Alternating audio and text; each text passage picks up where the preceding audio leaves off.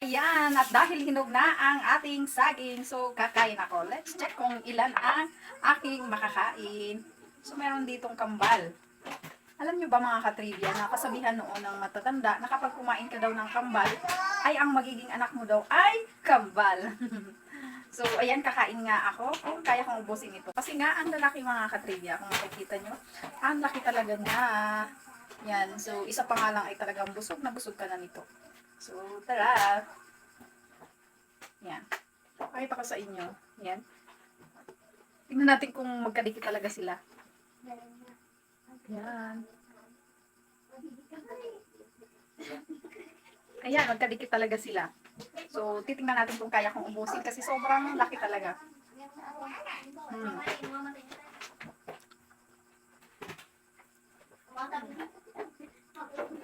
Ang laki. So, yung kapal.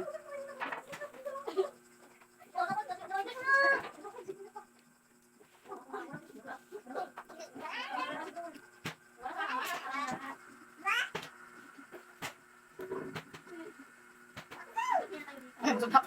Mabusin natin.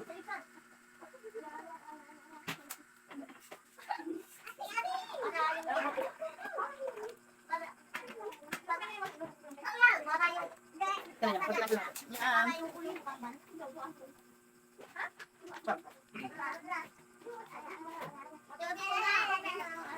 Sa pangalang mga katribya ay talagang ayan. Hindi ko na ito ubusin kasi meron siyang damage. Ayan.